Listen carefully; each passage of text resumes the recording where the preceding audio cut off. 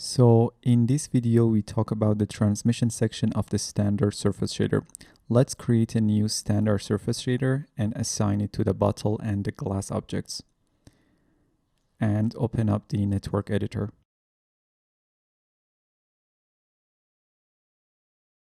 Transmission allows light to scatter through the surface, so you can create refractive and transmissive materials such as glass, water, honey, chocolate, caramel, and so on using the transmission section. Transmission weight controls how much transmissive or refractive you want the shader to be. At 0, you have no refraction and only base color and specular reflections.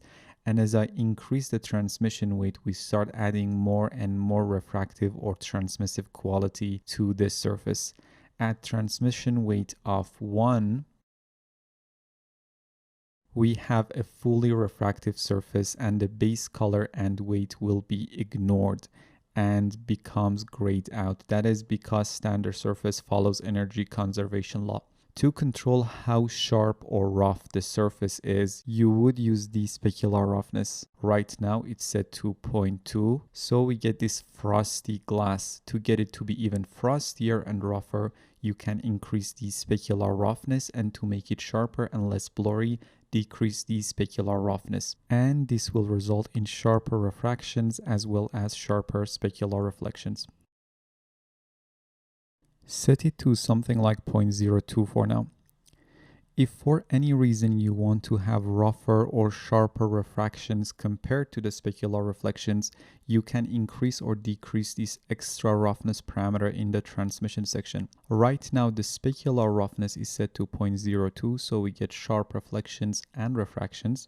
If I want my refractions to be, let's say, 20% rougher compared to the reflections, I can set the transmission extra roughness to plus 0.2. And now we have sharp reflections but rough refractions. And the opposite can happen. If I set the extra roughness to 0 and specular roughness to 0.3, now we have rough reflections and refractions. But if I want my refractions to be like 30% sharper compared to the specular reflections, I can set the extra roughness to minus 0.3.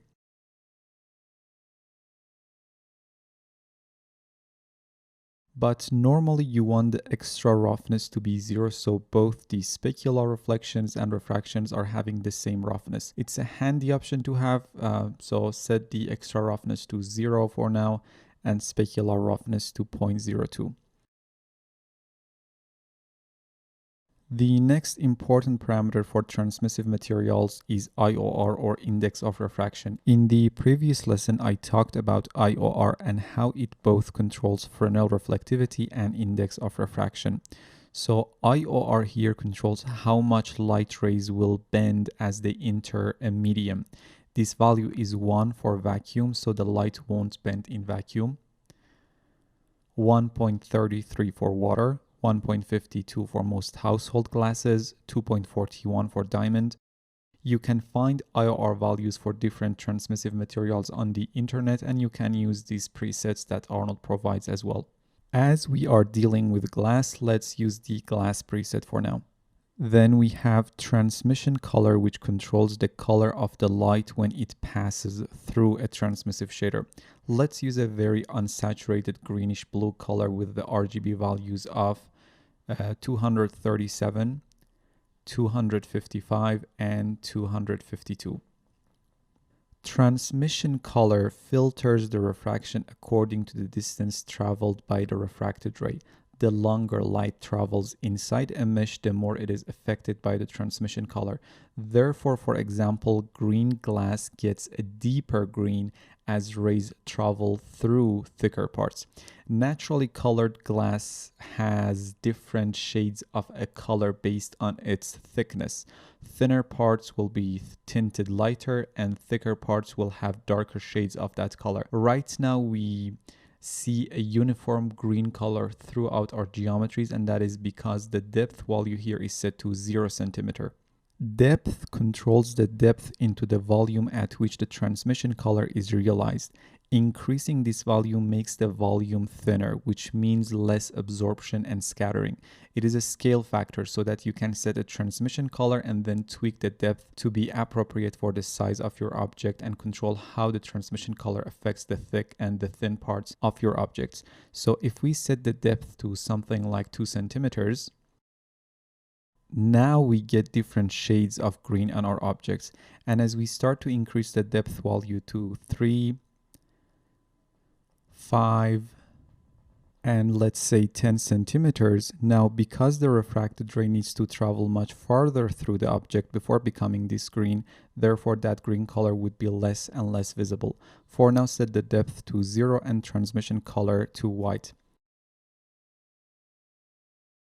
The next parameter I want to talk about is this dispersion ABI number. To see how this works, let's hide the glass and the bottle and unhide the gems geometry and assign our shader.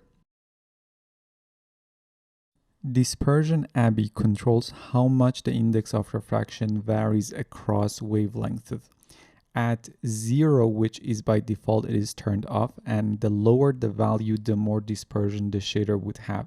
Normally, you would use a value between 10 to 70 to stay in the normal ranges of the ABI number. Let's set it to 5. You see a very strong dispersion effect.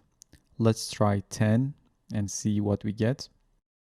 And this gives us this very strong dispersion effect. And if I set it to something like 70, the dispersion effect would be minimal, and you have 2 presets for diamond and sapphire which you can use. To get rid of any noise caused by the dispersion effect, you need to increase your transmission samples in the render settings. For now, set the ABI number to 0. Now hide the gems and unhide the shader ball and assign the shader to the shader ball.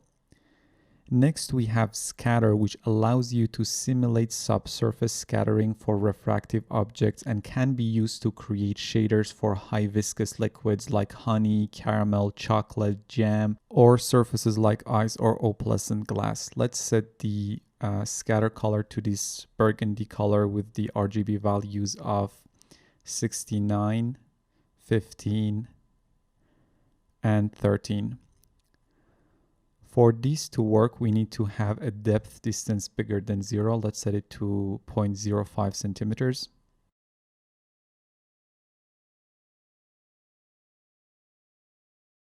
And now we have the base for a really realistic strawberry jam shader. This is an incredibly robust feature. Look at the render.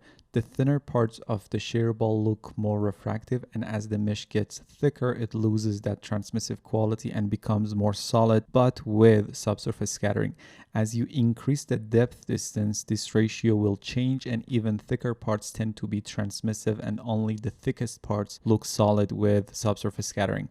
Let's set it to 0.05 for now. And finally, we have the scatter anisotropy, which controls the directional bias or anisotropy of the scattering. The default value of 0 gives isotropic scattering, so that light is scattered evenly in all directions. Positive values bias the scattering effect forwards in the direction that the light is coming from, while negative values bias the scattering backwards towards the direction that the light is coming from. Let's set it to 0 for now. By combining transmission color, depth distance, scatter color, and scatter anisotropy, you can create really advanced shaders. Check this tutorial on our YouTube channel called tutorial number 85, creating the dragon shader in Arnold for Cinema 4D, where I use exactly these parameters to create a really fun shader. Check that out before going to the next lesson to learn more about combining these parameters to create some cool shaders. While you are there, subscribe to Mograph Plus YouTube channel as well. There are some really good content there. Now the lesson is finished, but let's make a fairly better strawberry jam shader while we are at it. I'm gonna set the scatter anisotropy to 0.25. For the specular roughness, load this BW38 blur texture. Hook it up to a ramp float node. Set the ramp float node as the beauty shader. We want to invert the values. Set the Y value for the left point at 0.15 and for the right point to 0.05. Now connect it to the specular roughness input. Let's add some quick bump mapping as well to add some unevenness to the surface. So add a simple noise node. Set it as the beauty shader. Set its scale to 30. Now connect the noise to a bump 2D node.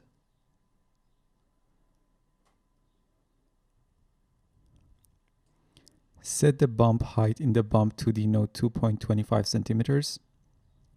Now connect the bump 2D node to the normal input of the shader. And now we are ready for the final render. Let me just show you the snapshot in the picture viewer that I took for the final render from the IPR. And here it is. So in this lesson, we learned about the transmission section of the standard surface shader. See you in the next video.